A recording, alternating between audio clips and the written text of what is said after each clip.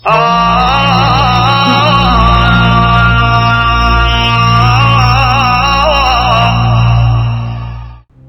محمد مصطفیٰ صلی اللہ علیہ وآلہ وسلم کے اس دنیا سے پردہ فرما جانے کے بعد کچھ لوگ کہ جن لوگوں کے دلوں پہ اللہ رب العزت نے مہریں لگا دی تھی، وہ لوگ حضرت امام علی بن ابی طالب کی مخالفت کرنے لگے، اور وہ لوگ یہ چاہتے تھے کہ ہم کسی نہ کسی طرح اس علی کو قتل کر کے اس کی حکومت پہ قبضہ کر لیں، اور وہ لوگ یہ سوچتے تھے کہ اگر کسی نہ کسی طرح ہم نے اس علی کو قتل کر کے اس کی اس اسلامی حکومت پہ قبضہ کر لیا تو پھر ہمارے لیے اس پورے کے پورے اسلام پہ قبضہ کرنا کوئی مشکل کام نہ ہوگا۔ اسی وجہ سے ان لوگوں نے کہ جن لوگوں کے دلوں پہ اللہ رب العزت نے مہریں لگا دی تھی، ان لوگوں نے 21 رمضان 40 ہجری کو مسجد کوفہ میں حضرت امام علی بن ابی طالب کو شہید کروا دیا۔ اسی طرح آپ کی شہادت کے بعد وقت کے امام حضرت امام علی بن ابی طالب کے بڑے بیٹے حضرت امام حسن مجتبی بنے۔ اسی طرح جب ساری اسلامی حکومت حضرت امام حسن مجتبی کے دستے حق پرست میں آئی تو وہ لوگ کہ جن لوگوں کے دلوں پہ اللہ رب العزت نے مہریں لگا دی تھی اور جن لوگوں نے حضرت امام علی بن ابی طالب کو شہید کروایا، ان لوگوں نے اپنے مقصد کو پورا کرنے کے لیے، کس مقصد کو پورا کرنے کے لیے؟ اس مقصد کو پورا کرنے کے لیے کہ جس مقصد کے تحت اسلام پر قبضہ کیا جانا تھا، حضرت امام حسن مجتبی کو بھی شہید کروا دیا۔ اسی طرح حضرت امام حسن مجتبی کی شہادت کے بعد آپ کے چھوٹے بھائی حضرت امام حسین اس دنیا میں اکیلے اور تنہا رہ گئے۔ حضرت امام حسن مجتبی کی شہادت کے بعد کسی نہ کسی طرح ان لوگوں نے کہ جن لوگوں کے دلوں پہ اللہ رب العزت نے مہریں لگا دی تھی، ان لوگوں نے اسلامی حکومت پہ قبضہ کر لیا۔ جب ان لوگوں نے اسلامی حکومت پر قبضہ کر لیا تو اس وقت کی تمام اسلامی ریاستیں ان لوگوں کے قبضے میں آ گئیں۔ جب یہ تمام اسلامی ریاستیں ان لوگوں کے قبضے میں آ گئیں تو وہ لوگ یہ کہنے لگے کہ کوئی دین نہیں، کوئی رسول نہیں، کوئی کتاب نہیں اور کوئی شریعت نہیں۔ اے لوگو، محمد صلی اللہ علیہ وآلہ وسلم پر کوئی وحی نازل نہیں ہوئی، یہ سب من گھڑت باتیں ہیں اور یہ سب جھوٹ ہے۔ اے لوگو، آج کے بعد وہی دین ہوگا، وہی شریعت ہوگی اور وہی کتاب ہوگی کہ جسے ہم کہیں گے۔ اس کے بعد جب عام مسلمانوں نے یہ سنا تو کچھ لوگ جو واقعی سچے مسلمان تھے، ان لوگوں نے اس حکومت کے خلاف اپنی آواز بلند کی، لیکن اس وقت کا حکمران یزید لعنتی اس قدر ظالم، فاسق، فاجر اور زانی قسم کا بدبخت انسان تھا کہ اس یزید نے نہ صرف ان عام مسلمانوں کو تڑپا تڑپا کر شہید کیا، بلکہ ان کے بیوی اور بچوں کے ساتھ ساتھ ان کے سارے خاندان کو بھی اس قدر بے دردی سے تڑپا تڑپا کر شہید کیا کہ پھر کسی بھی مسلمان میں اتنی جرت اور اتنی ہمت نہ ہوئی کہ وہ یزید کے خلاف اپنی آواز بلند کر سکے۔ اسی طرح جب یزید نے یہ دیکھا کہ مسلمانوں کے دلوں میں میرا رعب و دبدبا اور دہشت بیٹھ چکی ہے تو اس نے سوچا کہ ہاں، اب میرے پاس وقت ہے، میرے پاس طاقت بھی ہے، حکومت بھی ہے، فوج بھی ہے، اگر اب میں چاہوں تو میں اسلام کا نام و نشان اس دنیا کی صفحہ ہستی سے مٹا سکتا ہوں۔ لیکن اس یزید پلیت کو یہ کیا پتا تھا کہ تمام زمین و آسمان کے خالق و مالک و رازق نے قرآن میں یہ فیصلہ کر دیا کہ آج ہم نے دین اسلام کو تمہارے لیے مکمل کر دیا اور اپنی نعمتیں تمام کر دی اور تمہارے لیے دین اسلام کو پسند کر لیا۔ اگر اس ملعون نے کبھی قرآن پڑھا ہوتا تو اسے پتا چلتا کہ جس دین کو اللہ پسند کر لے تو اس پروردگار کے علاوہ اس پوری کائنات میں کوئی ایسی چیز نہیں جو اس دین کا کچھ بگاڑ سکے۔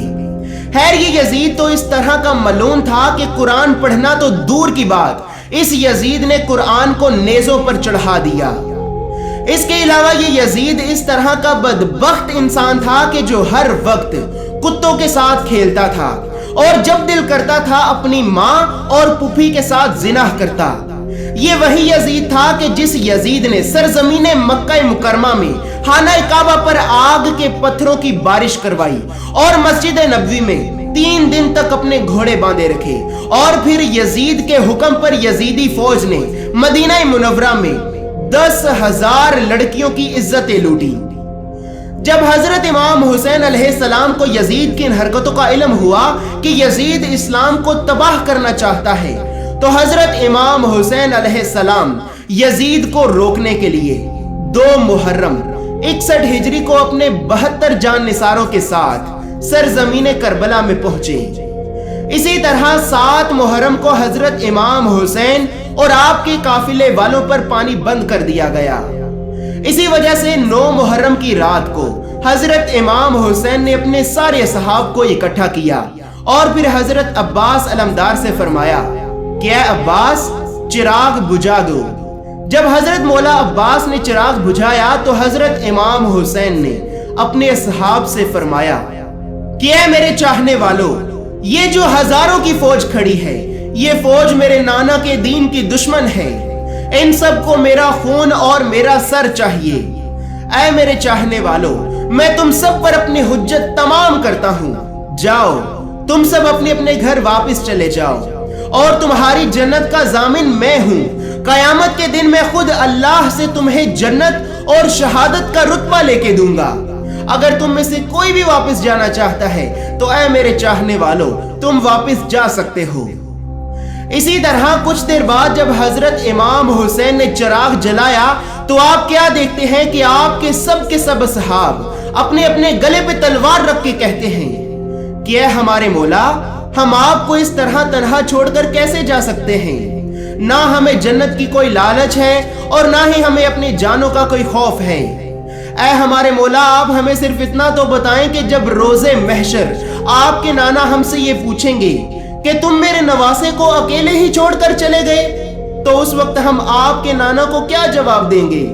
ऐ हमारे मौला, हम आपके लिए अपनी आखिरी सांस तक लड़ेंगे और आप पे अपनी जानें कुर्बान कर देंगे।